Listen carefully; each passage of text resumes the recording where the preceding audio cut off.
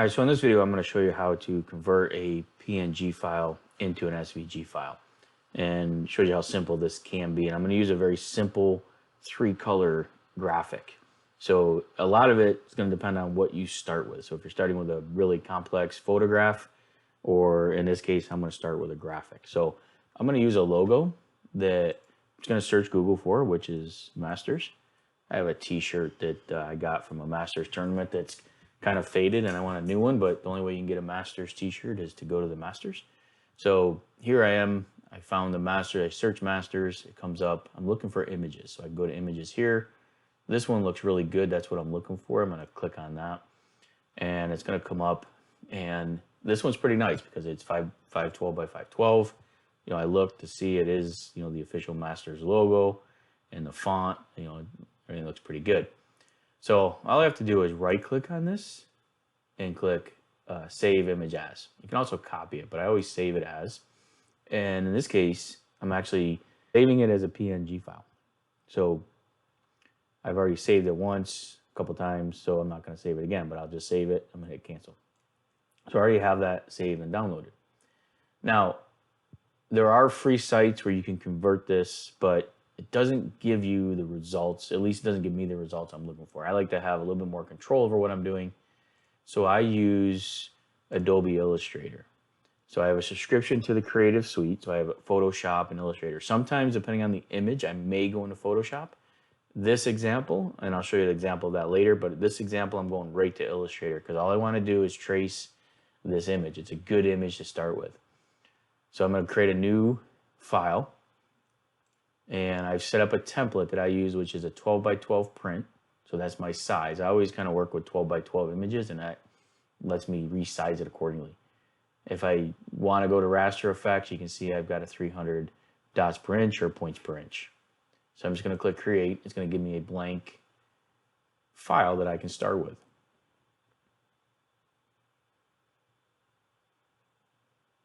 Go ahead and close this. We don't need that. And what I'm going to do now is just drag and drop from my Windows Explorer. Right, so I go into my File Explorer. I go to where I saved that PNG file. Right, so it's right there. And I'm just going to left click, drag and drop it in. Now when it comes in, I usually scale it and place it in the center. So I'm just going to drop it in the center there. Now to scale it, you can drag the corners up, but if you do it, it may distort it. So I always just go to the Properties tab. And over here, you can see my X and Y, or my width and height is the same. So all I have to do is come in here and say, let's make that 10. So when I type in 10 and tab it scales it up, and that's good enough. Okay. So then on the Properties tab, there's an image trace. So if I did black and white logo, you can see that it converts it to a black and white logo, which is fine if that's what I'm looking for, but I want to keep the colors. So you can see I also have a 3-color option. So if I go 3 colors, it's going to trace it, and what it's done is it's changed the red flag to a yellow because it's using white, green, and yellow are the 3 colors that it picked. Those were the primary colors that it found. Not a problem. So all I have to do is pick on expand, and you can also ungroup it. So each one of these paths, which makes up the shape, is a different layer. If I go to layers here and I expand it, you can see that each one of those paths has now been traced. So if I click on the flag, go to properties, I can change the color. So I pick on there and change it to red. So now I've got it back to red. I've got the colors I want. I also go through and delete the white. I don't want the white paths. I don't need those. I don't want those to be cut out. So there's one always usually at the bottom, that's the big square on the outside. So I'm just clicking down here in the lower right, deleting that, and now you can see I've got all my paths. And it's a nice vector file. So now I just go up to File, Export, Export As, and I pick SVG. So you can see I've already got a Masters 2 that I've already exported it, so I just save it as an SVG. And let's go ahead and hit export. Oh, let me show you that. Actually, I'll go through that because it does ask you. So I'll go export as, I'll call it Masters 3. because it does bring up another box. Just leave these settings the way they are. Click OK. And that's it. So now if we take a look at it, and I always go to Cricut to see what my results are, because when I upload this, we'll upload the image. Go ahead and browse. And I'll go to my sports folder here.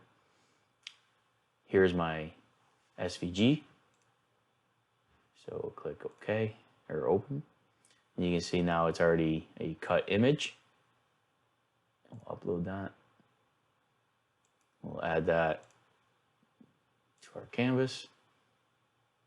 And now you can see each one of those is a layer, right? So I can print that on one color vinyl, or, you know, depending on what I'm doing, right? There's another one, and you can see that I've got them all shaped, and it's nice, clean vector data. So that's a very simple image. Again, I'm using, you know, a couple different software packages, right? I'm using Illustrator.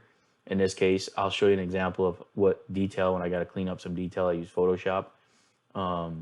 So, you know, if you want to do this on your own, these are some of the tools. There's a lot of other tools out there. I just, you know, have good success with the Adobe Suite because it gives me all the tools I need. I can use Photoshop, Illustrator, and it's a real simple workflow here. You can see in 5 minutes, I've got an image I'm ready to work with. So now I can go make my new t-shirt.